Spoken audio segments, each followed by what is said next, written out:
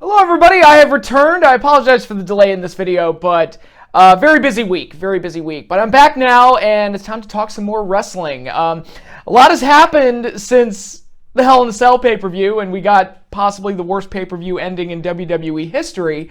I've been watching a lot more wrestling. Obviously, we've got NXT and AEW going strong on Wednesday nights. And we've had the draft through Raw and Smackdown to set up those two rosters. And I have started watching MLW Fusion on YouTube. I watched the episode that was main evented by Austin Aries and Brian Pillman Jr. Overall, I like the show. I like the look of the show. I didn't really get much of a feel for the direction. The Dynasty wasn't featured on the show, and I'd heard that it's like, yeah, you need to check out the Dynasty. They're great. MJF is part of it, and they're kind of the lifeblood of that show. I was like, oh, cool. I'll see more when as I watch more and more episodes. Hopefully I get to see more of the Dynasty, more of the Hearts, and various other things. More of Fatu, who's the champion. But as a very basic introduction, I thought it worked well enough, and I'm going to keep checking it out, at least for now, just to kind of get familiar with everything. So we've got the Super Fight Showdown, or whatever it's called, the first weekend of November. It's on a Saturday, so that should be really interesting. I might check that out as well. So a lot of big things happening. And I also checked out the first episode of NWA Power. I haven't had a chance to watch the second episode yet, but I really liked it. That was fun. Something very simple, retro. Looks like it was pulled right from the 1980s, but features new stars. I thought Nick Aldis did really, really well on the show and carries himself amazingly well as champion. I like the story between him and Tim Storm. Really enjoyed all of that. I like the studio approach, the smaller atmosphere. I like that it has squash matches. I like that it has promos. And overall, I just was really entertained by the episode, and I want to watch more of it. It's the type of thing that I don't know if it would work on like a huge level if you put it up against a Raw or a Smackdown or something like that. But for what it is and what they're doing now, I enjoy it, and I get a kick out of it, so I'm going to keep watching it every week. I think it's really good. Something that I'm not enjoying, Raw and Smackdown, I'm ready to quit on WWE again, because these shows just aren't doing it for me, and the draft was so dumb. And people online have pointed out just how the draft they did made absolutely no sense, how the reactions in the War Room made no sense, how they're already betraying it by doing The Fiend versus Rollins, who were drafted to different shows as the main event of Crown Jewel. Boy, oh boy, I can't wait to see how they bullshit their way out of that one. They're rushing Lesnar and Cain Velasquez to Crown Jewel, and I don't think... why does Saudi Arabia get that match? I don't get it. But once they do that, they've signed Cain Velasquez to a multi-year deal, and once they do the Lesnar match, which is really the biggest match they can do with him, I mean, what else do you do with Cain? Because he's going to put Lesnar over, I would think. But, I'm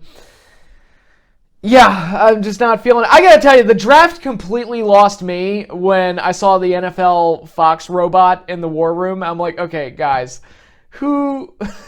I like the idea of the network executives taking part in the draft. I think that's a good idea. But then you completely lose me when I see the NFL Fox robot just standing there in the middle of the War Room, and I'm like, yep, okay, that's where this idea ended up.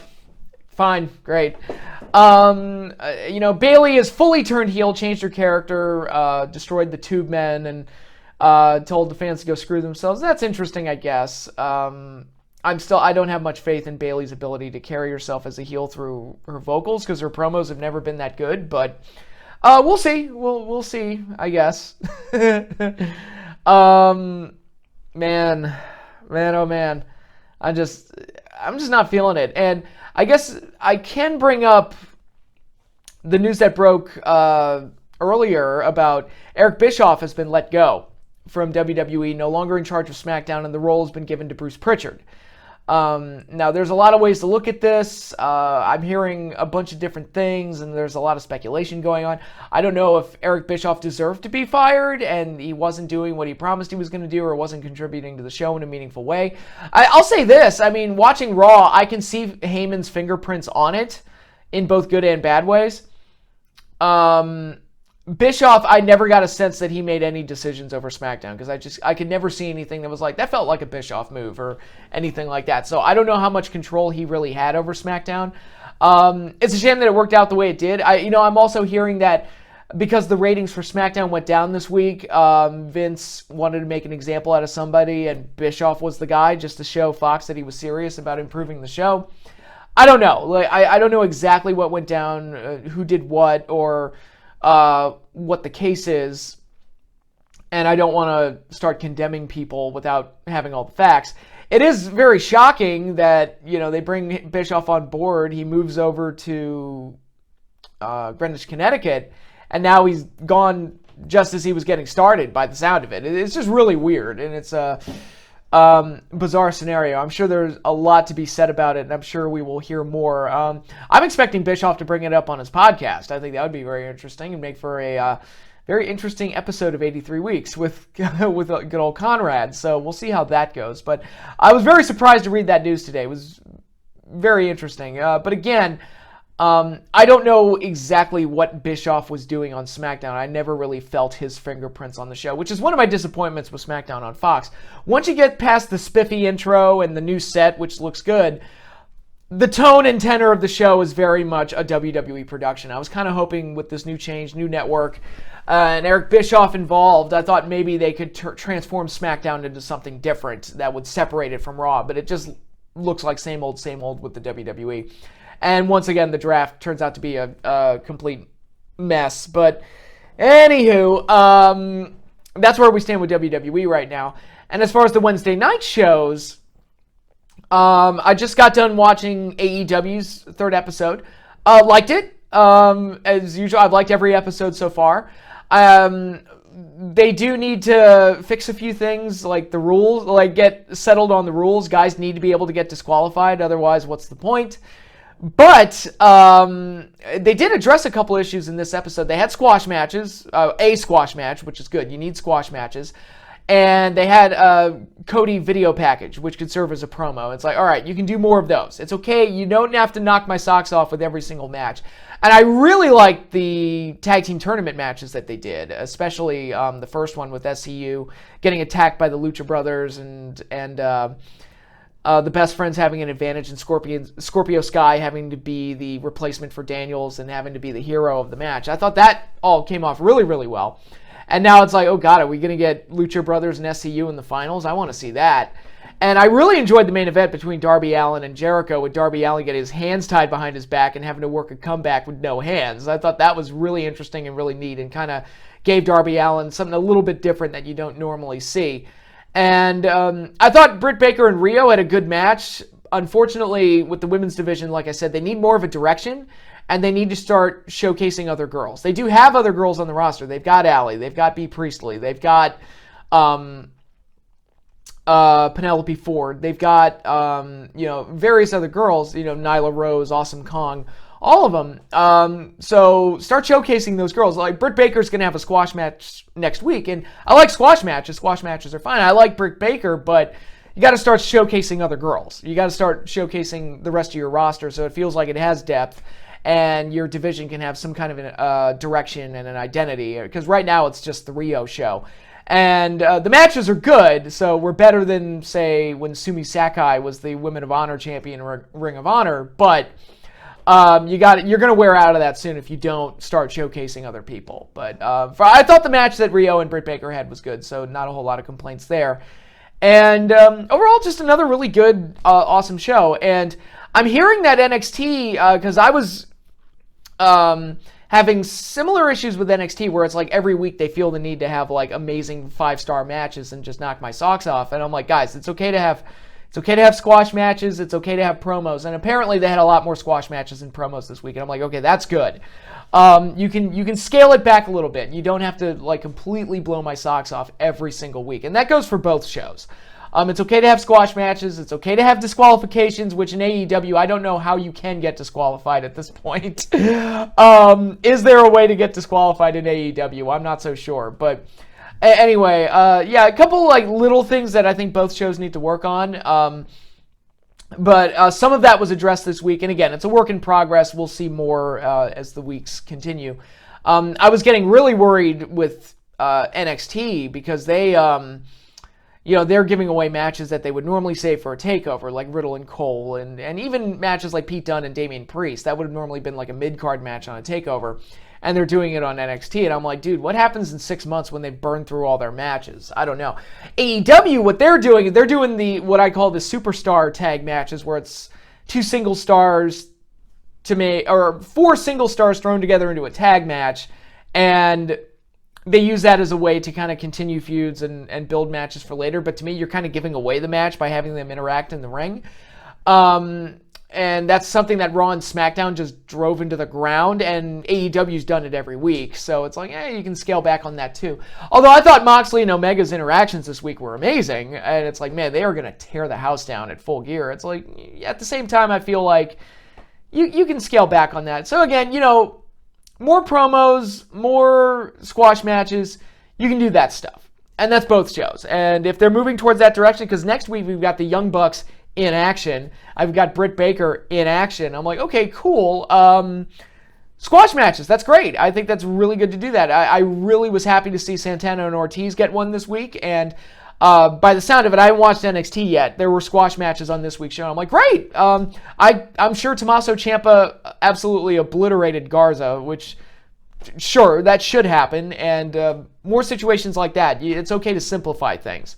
And squash matches and promos work as great character builders, as we saw in NWA Power with Nick Aldis, who really fit into his role really, really well. And I can't wait to see the second episode and episodes beyond. So a lot of wrestling to enjoy. And again, I'm liking the 2 Wednesday night shows. I'm liking NWA. I'm liking MLW. I even kind of like some of what they're doing in Impact with Sami Callihan and Cage. I think they've got some good stuff going. I'm a little disappointed that Tessa Blanchard doesn't have a bigger spot at Bound for Glory. They're just sticking her into a multi-person Ultimate X. Not even an Ultimate X. It's a ladder match. X Division title match. I'm like, I would have preferred if she got something bigger, considering the year she's had. But anyway, Ring of Honor, I don't know what's going on over there. That show's dead in the water. I keep hoping they fix themselves. But we also have New Japan just had the King of Pro Wrestling show. I have not watched that yet, but I heard it was really good. And there was one match that really piqued my interest, and that was Suzuki versus Liger, I think. People are saying that the match was great, and I need to check it out. So I will be sure to do that sometime this weekend. So a lot of good wrestling to enjoy. If you're a fan and you like the art form, there's plenty of options out there for stuff to check out, and I highly recommend. If you want something retro, check out NWA Power. If you want something that feels a little bit larger than life and closer to the feel of an Attitude Era show, right now AEW is probably your pick. If you want a straight work rate, star rating type of show, NXT seems to be the show for you. Like I said, plenty of options out there. Just skip Raw and SmackDown, and I think you'll be fine. So that's where we are right now, and it's a fun time to be a fan because there's a lot of options out there. So, one thing I did want to talk about, and I've been talking about this video for a while now on Twitter, and I think I mentioned it in my last video where I went off on the ending to Hell in a Cell, which that deserved to be gone off on. Talk about using the WWE or WWF's past to highlight how they could do some of their current situations better. And some people have made this comparison already, and I think it's a good one to make. The Hell in a Cell match between Seth Rollins and The Fiend had a disastrous finish where, as I said, they had their cake and they ate it too, where they didn't want to take the belt off of Seth, but they didn't want The Fiend to lose, so they concocted this bullshit ending to try and protect both, and what they ended up doing was make them both look like shit and ruin Hell in a Cell in the process. And the situation is very similar to a match that they had in 1996, specifically the Mind Games pay-per-view. Mankind versus Shawn Michaels for the title, which was the main event of that show. Now, if we're up to me, I wouldn't have booked that match because I would have been like, look, you can't have Mankind lose because he just beat The Undertaker twice on pay-per-view. This guy's a killer. And we don't want to take the belt off of Shawn yet. So to me, it's like, unless you want to put the belt on Mankind, there's no way we shouldn't have the match. And that would be my attitude. And they didn't want to take the belt off of Shawn because they wanted to do the whole situation with Vader winning the belt. Vader didn't pan out, so they gave it to Sid.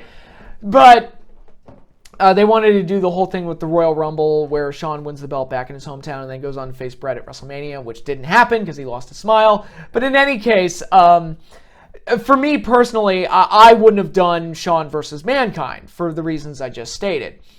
And they were still fairly new to the once-a-month pay-per-view format. It's like, we need a main event, and we're going to do Shawn versus Mankind. I was like, okay. If we have to do this match, and the match itself turned out to be great. Foley called it the best match of his career at the time. I don't know if he would still say that, but he called it the best match of his career. And it was a great match, a great contrast of characters between this kind of high-flying, scrappy underdog going up against this raving lunatic that defeated The Undertaker on pay-per-view. So I thought it was a very good character match and a very exciting main event match. But considering they didn't want to take the belt off of Shawn, and they didn't want Mankind to really get beat, they went with the only finish they possibly could. They went with a disqualification where The Undertaker interfered, and basically the match got thrown out, and you didn't really have a real definitive winner through that. Not everybody likes a DQ finish. I'm okay with it happening once in a while. And in the once-a-month pay-per-view format, it almost has to happen just to protect guys. And in this case, it's like, look, it's the best-case scenario because you can't take the belt off of Shawn because of the things you have planned for the future. And Mankind can't get beat now because he just beat The Undertaker, and you've still got that whole thing to play with. So shouldn't do that now. And you've got the Buried Alive match coming next month. It would make no sense for Mankind to take a pinfall or a submission loss here. And the DQ finish fit within the rules because it wasn't a no DQ match. So if you wanted to do Seth and The Fiend, as I said in the last video, and you wanted to back out of it with this no contest, ref stoppage, DQ finish, or whatever, it's like, okay, don't make it a Hell in a Cell match. That's how you get out of that.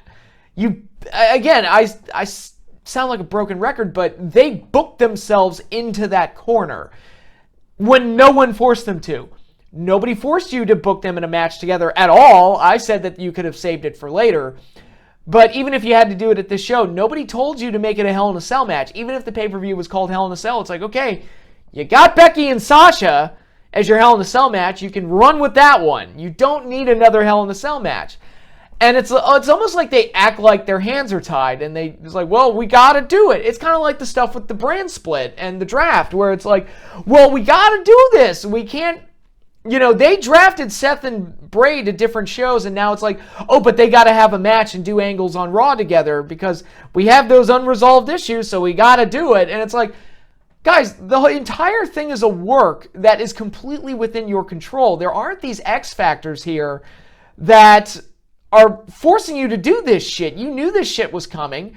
Plan accordingly and get out of your own fucking way. If you have this situation coming up, just don't make it a Hell in a Cell match or don't do the match at all. There's no excuse for what happened last Sunday. None at all, because they did it to themselves.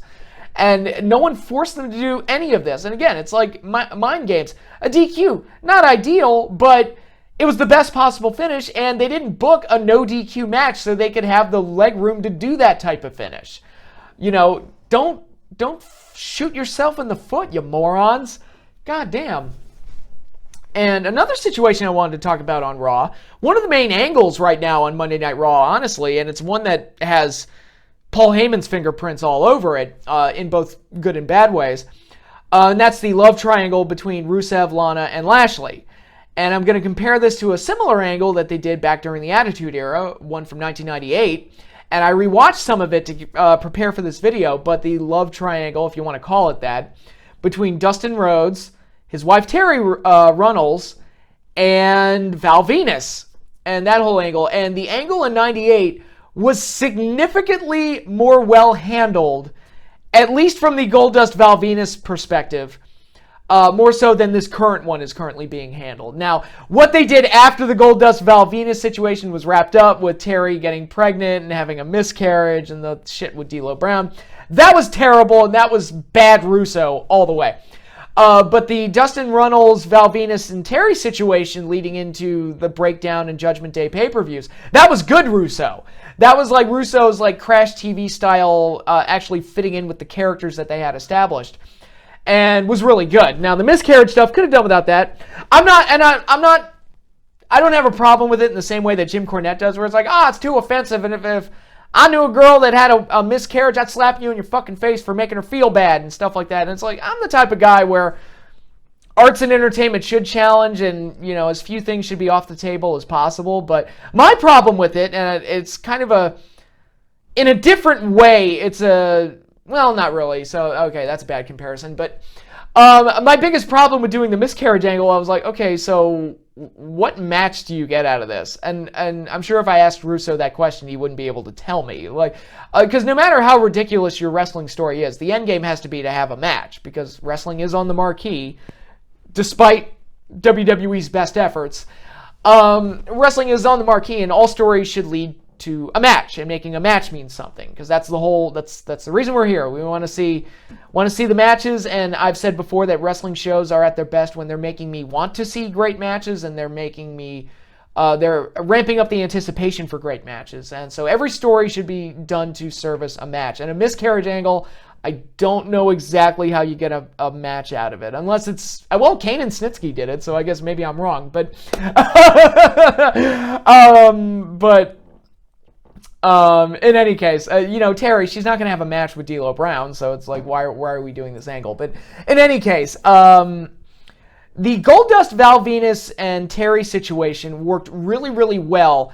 So well, in fact, it's almost like they planned the entire thing a year in advance, which I know they didn't, because Val Venis was not under contract a year before. But in late 97, you had the situation where Terry and Dustin were separated thanks to the whole Brian Pillman fiasco. Then that wrapped up, and unfortunately Brian Pillman passed away. But once that was done, they did the sit-down interview where Dustin's like, you know what, I've had it with you. I don't want you to be my wife anymore. I need somebody that I can explore my own kinks with or whatever, and walked out on her in the middle of a live interview. And broke up his family so he could go on to be the artist formerly known as Goldust and pair up with Luna with ball gags and all sorts of sex toys and various other things, and basically just be a complete sexual deviant, like he's always wanted. But eventually, he grows out of that and realizes, oh God, my life is fucked up. I fucked up my life. And he finds God and becomes a self-righteous preacher that butts heads with Vince McMahon initially, but then kind of becomes that, I'll call it a Kurt Angle type of babyface, where it's like he's being self-righteous, but it borders on being like self-congratulatory and judgmental and preachy rather than legitimately moral and good. And so the fans didn't really take to it that much. But with the Terry thing hanging over, there was plenty of room to work. And it really came to a head when he started targeting Val Venis. Now, Val Venis up to this point was a porn star. That was his gimmick. He was a porn star that fucked a dude's wife just to get back on him and filmed himself doing so, lest we forget the whole Mrs. Yamaguchi angle and the infamous choppy pee-pee bit that actually closed out an episode of Monday Night Raw. That was the cliffhanger for an episode of Monday Night Raw, choppy pee-pee. I'm not kidding. But anyway, that was Val Venis' character. He's like, all right, you fuck with me, I'll fuck your family and I'll fuck your wife and I'll film myself doing it because I'm a porn star and that's what I do. So in the middle of this feud with Dustin, he makes another video, uncovers the sheets, and out comes Terry Runnels. And it's like, oh my God, this is like absolutely perfect, because Dustin walked out on her, had a huge fall from grace where he ruined the family and became a sexual deviant, found God, started to repair his life at least a little bit, and now this dude is fucking his wife just to get back at him. And they do the match at Breakdown, which admittedly wasn't that good of a match, but it serviced the story real well, where Val Venis got the win and Dustin was humiliated even further. And now brought to his lowest low, Dustin has no choice but to bring back Goldust and become what made him a star in the first place, and become something that could fight Val Venis and get revenge and gain his dignity back.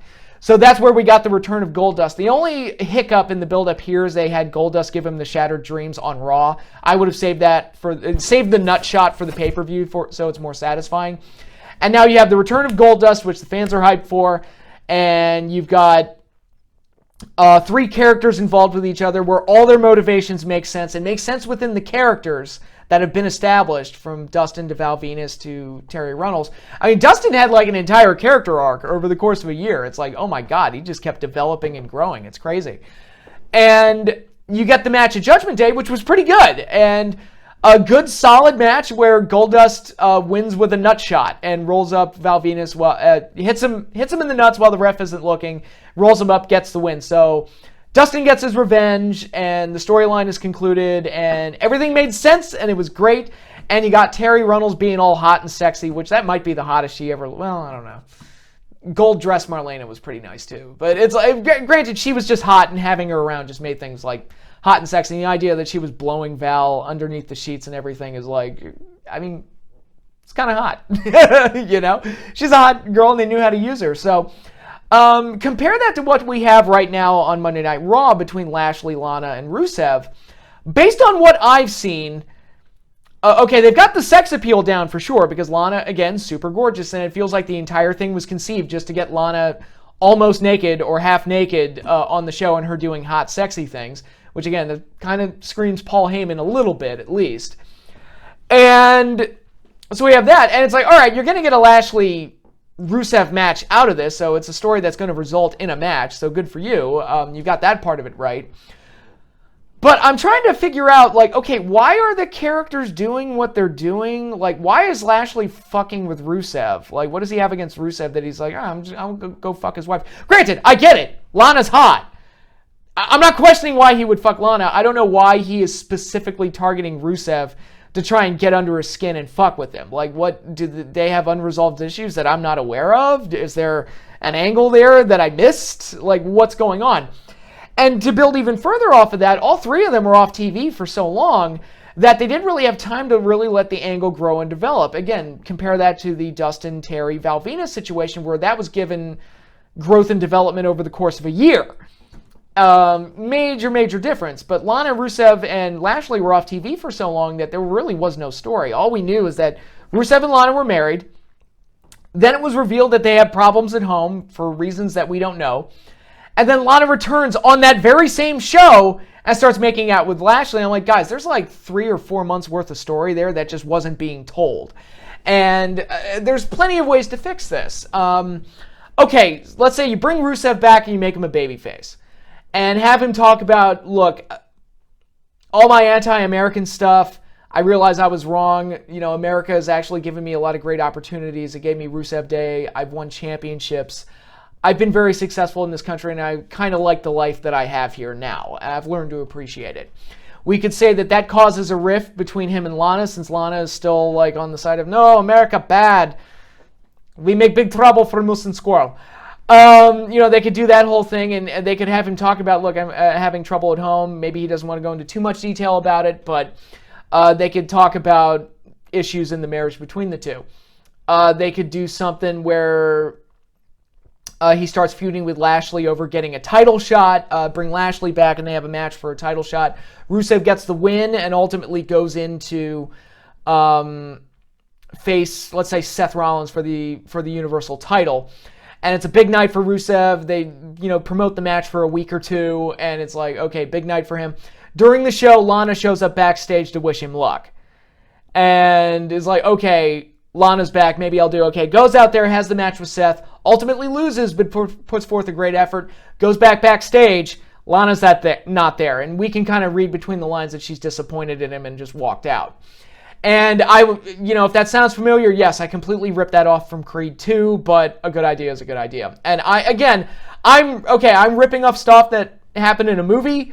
It's better than nothing, and WWE gave us nothing, so bear with me. All right, so a few more weeks go by. Lashley and Rusev maybe have a match or two, and maybe Lashley gets the win through cheating, or maybe they have a couple back and forths. And then to get back at Rusev for stealing his title shot, Lashley jumps in bed with Lana, who's disappointed with Rusev.